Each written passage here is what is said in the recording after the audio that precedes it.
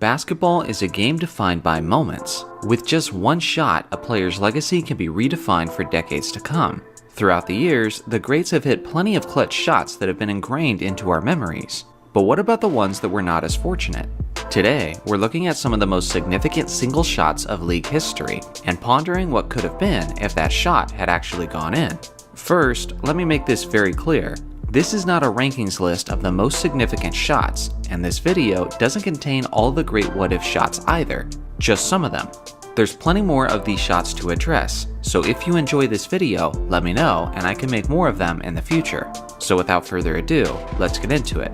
Vince Carter in Game 7 of the 2001 Eastern Conference Semifinals. This series was one of the great individual playoff battles of league history, as both Allen Iverson and Vince Carter were each in the prime of their careers. Several times, each star had exploded for at least 50 points during the series, and now the stars would clash for one last time in a seventh and deciding game in Philadelphia. Almost all of you know the result of this series, as Allen Iverson's 76ers famously made it to the NBA Finals and stole a game from the previously undefeated Los Angeles Lakers, which was sealed with his iconic jumper over Tyronn Lue. In an instant, Iverson's most iconic moment was nearly wiped from history, as it was a one-point game with only 2 seconds left and Toronto was inbounding the ball. Vince got the ball, and after a great pump fake, he had a surprisingly clean look at the basket, but just missed.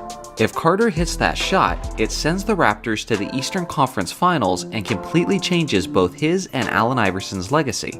There's no guarantee that Toronto would have been able to get past a strong Milwaukee Bucks team in the Eastern Conference Finals. But if they did, there's a possibility that the roles would have been reversed, and the respect and adoration we have for Iverson's effort in the 01 Finals would have now gone to Carter, as he would have had his own shot against the Shaq and Kobe Lakers.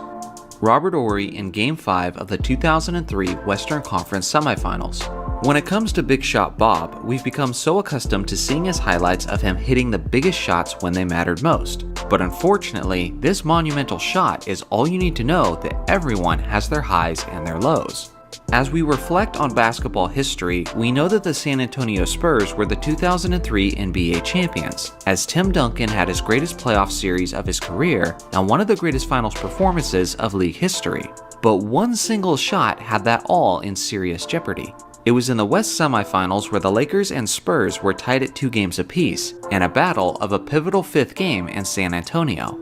The Lakers weren't just defending their title, but they were attempting to win their 4th straight championship, while the Spurs were on the verge of winning their 2nd and their 1st of the new decade.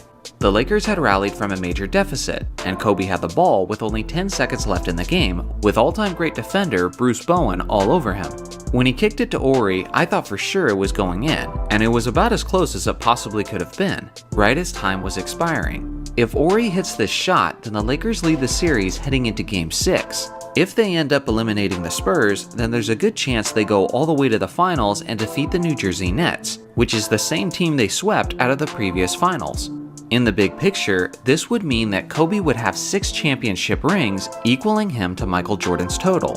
Tim Duncan would have only 4, and Shaq and Kobe would have won 4 straight titles, which is a feat that not even Jordan and Pippen accomplished, but only Bill Russell's Celtics in the 1960s.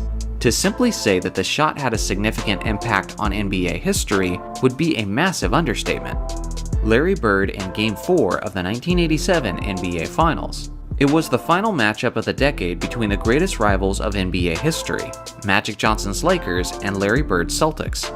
Boston was in a must-win situation as they were down in the series 2-1. It was an exciting game throughout, and the final couple minutes had numerous lead changes.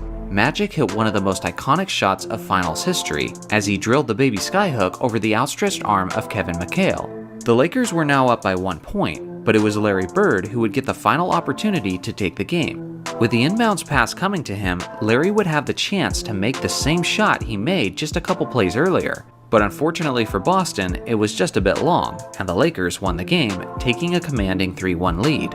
If Larry hit that shot, this series would have been tied at 2 games apiece, and assuming the rest of the series plays out the same way, Boston would have won Game 5 and the Lakers win Game 6, meaning there would have been a 7th and deciding game. In this scenario, if the Celtics go on to defeat the Lakers in 7 games, then Larry Bird's final ring count would have been 4, and Magic Johnson's final ring count would have been 4 as well. which honestly seems like a more fitting and poetic way for the equally great rivals to have ended their NBA careers. John Stockton in Game 6 of the 1998 NBA Finals.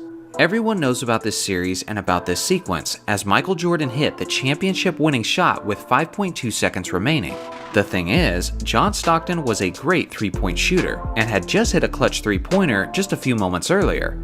With Ron Harper defending him, Stockton got a decent look and came up just short on what would have been the game-winning basket, which would have tied the series at 3 games apiece and forced a Game 7 in Utah. Now I know Jordan stans will act like there's no possible way Jordan could have lost a Game 7 in the NBA Finals. And if that's you, then I don't blame you for being so convinced of that, but at least consider the circumstances for a minute. If John Stockton hits that shot and forces Game 7, then they would have been playing in Utah, where the Jazz had won 3 out of their 4 home games against the Bulls that season. Also consider that Scottie Pippen was dealing with major back problems throughout Game 6, so it's questionable whether or not he would have been available for Game 7. And even if he was, would he have had that much of a positive impact in his condition? Then you factor in that Jordan was 35 years old and was absolutely exhausted from carrying his team offensively in Game 6, as he scored 45 of his Bulls' 87 points on 35 shot attempts. If push comes to shove, I may have bet on Michael Jordan in Game 7, but if Stockton makes that shot in Game 6, anything would have been possible. Patrick Ewing in Game 7 of the 1995 Eastern Conference Semifinals.